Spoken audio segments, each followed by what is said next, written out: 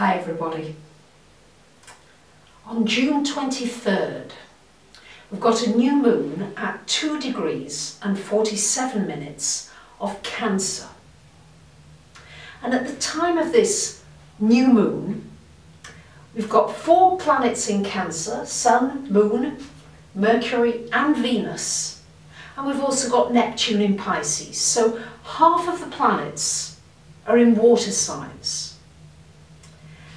And water has everything to do with trusting your instincts, trusting your intuition, going with the flow, knowing when you're going against that flow.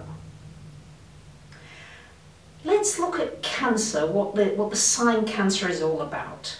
The sign Cancer is the mother, ruled by the moon. And when it's a new moon in Cancer, it's a very strong new moon because it's in its rulership. So it's extra powerful. So it's very valuable to know what Cancer characteristics are all about. Cancer rules the breasts, the stomach, everything to do with nurturing, with the emotions. And when you think of the crab, you can think of its pincers, it's going to hurt you, or it's got that soft underbelly that's hidden. On the outside it's protecting itself, but on the inside it's very, very soft and sensitive. And the way I see this new moon is it's an opportunity to come from love, to choose love instead of fear. All too often we've got our pincers out. Wait, what have you said? And who's trying to overtake me here? And you know, there's this sense of needing to defend ourselves. Or we can just let that drop away and see what it feels like to send out thoughts of love to each person that you meet today. To send out a different kind of vibration, even before you go out today, to think those thoughts of love. They did an interesting study, because Cancer as well rules food, anything to do with, you know, taking in the digestion. They did an interesting study with some rabbits, because they were studying at the time in the 70s the effect of high-fat food on heart disease. And they fed all these poor rabbits lots of high-fat food, and as predicted, most of them developed very high cholesterol levels and were more prone to heart attacks, except for one group. One group who showed significantly less effects of that high fat. And they went to find out, well, what had happened in that group? Well, the researcher had made it a point to cuddle and stroke and say words of love to these rabbits after they'd had their meals. And what a difference those words of love made. Think about the food that you're eating, because sometimes it's not so much what you're eating, although that does play a part, but the amount of love that's gone into that food. That's what matters. Think about when your grandmother was making food for you, and all the love that went into that food. It tasted better, it digested better, everything about it felt better. So what can you do with your food at the time of this new moon to create some new eating habits that will enable you to digest and really get full nourishment and vitamins and minerals from your food? Because love is more important than any of those things. It overrides them all because it's a higher frequency.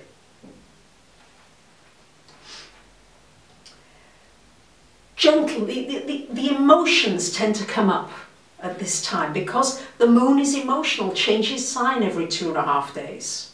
And so it could be a time where you notice certain emotions are coming up, and Mercury is in Cancer. So how are you talking to yourself? Are you talking nicely like that researcher did with his rabbits? Or are you not being very nice to yourself? And then wondering why you don't feel loved, why you're feeling lonely and isolated. So it's important to listen to your inner child at this time.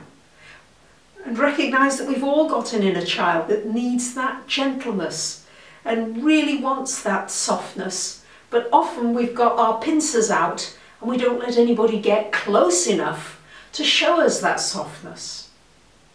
One way I feel to get to this, one way that I feel this kind of an emotion of awe is, you know, like when I see a poor little animal, one of the little pussies in my area, and I run off to go and find it some food when it's meowing around my legs. Or I see a newborn baby that's helpless, or even a plant that's dying. What can you do to bring something to life that needs that kind of nurturing? And wherever it falls in your chart shows the particular life area that needs special nurturing for this new moon. And you can set into action something that can last at least a year now with this new moon energy. I'm reminded of Princess Diana, God rest her soul, who really had an untimely death, a Cancerian, who grappled herself with issues of nourishment and food. And yet look at the effect that she had on a whole nation of Brits, who are not exactly known to be huggy-feely people. But when she died, the trains were free to London, everything was free, and people were hugging one another in the streets. People just, you know, crying. There was an opening. That Cancerian woman, Princess Diana, she opened something in the hearts of the people. So this can work on a big level if we all work with this energy at the time of this new moon. We can really have an opening of the key of the door to more compassion in our world. And with more compassion, it's so much easier to live and to thrive. I really enjoy doing these videos. I hope you're noticing that, because I'm enjoying them more and more, because I'm feeling more and more of a connection with you all as I do them. And especially because of so many comments that I get in response that are really helpful. It's like we're working together with these energies in a positive way.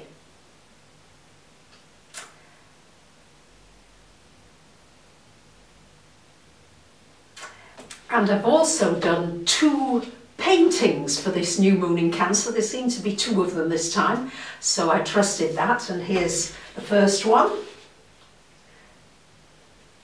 for the new moon in Cancer. And the next one is this one, which I hope that you enjoy.